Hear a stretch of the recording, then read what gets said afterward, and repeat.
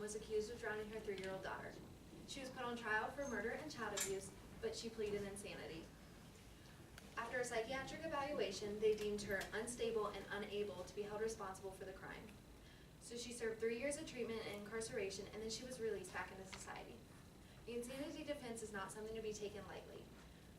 Positions are deeply polarized on if insanity should be considered a legal defense.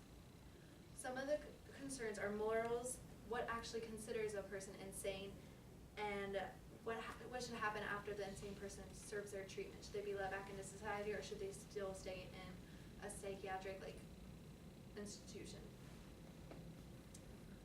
In my speech today, I'm going to go over these worries and the positive and negative impacts they have on people in society. My first inherent issue is morals, and the insanity plea is based on the belief that conviction and punishment is justified only if the defendant deserves it. This is saying that if a person is so mentally disturbed and their irrationality or compulsion takes over and they lose control, that person lacks responsibility morally, and the punishment should not be given because they were in an extreme condition. Judges and jury are ones that come up with the criminally responsible for actions. It says it might be a crime in different circumstances. It's just like if a child sets a fire, they should not be considered an arsonist. Others believe that even if the criminal was lucid at the time, they should own up and accept their punishment. If you commit an act, you should be convicted. Another concern is when they're let back into society. Now that I covered both sides of the morality issue, tests and rules are another one, like insane classification and what classifies a person as insane. We have the Monotone test, which says defendant didn't understand or failed to understand right versus wrong. It's a disease of the mind. We also have the irresistible impulse test, and it says as a result of the mental disease, defendant was unable to control their impulses, which led to the criminal act.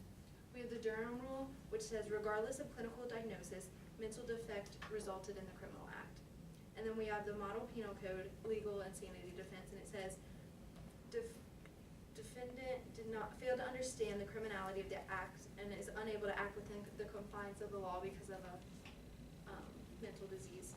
Although we have many tests, there are flaws. The regulation tests differ from state to state, so no two tests are the same. States with different verdicts sometimes just jail the criminals instead of putting them in an institution to make them better. And when they jail them, it's pretty much the same as being counted as guilty and being jailed. However, what happens after treatment? Should they be let back into society like Bingham did, or should they get 25+ years as someone who committed the same crime?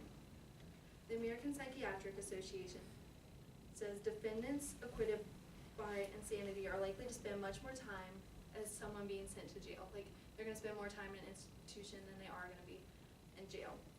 One study says 2 times more people that are considered insane are spent institutionalized instead of correctional facilities.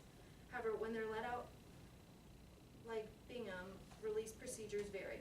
Judges, health professionals, and appointed board members decides whether they should be let out. So they're not just being let out on the street just after they serve their time. 12.5% of the people that plead insanity are actually deemed insane. So after all this, morals, insane classifications, being let back into society, the questions that is left, did Bingham serve the correct amount of time? Was 3 years correct, or should she have served more for drowning her 3-year-old daughter? And is she really insane after all the tests she went through? And then positions are deeply polarized on if insanity should be a legal defense based on morals, insane classifications, and the legally insane being let back into society.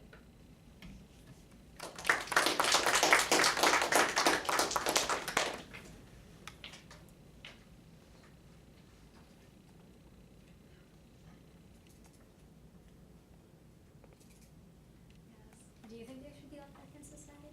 I personally do not think so, no. Yes. About how many cases are filed, saying that they're insane? A lot of people try to plead insanity to get out of it, but only 1% of people who actually try to get insanity get it, and then 12.5 are actually insane. 12.5 of the population is 12.5, or like 1% out of everyone tries to plead it, and then like 12.5 out of that 1% is actually insane. okay. Good job.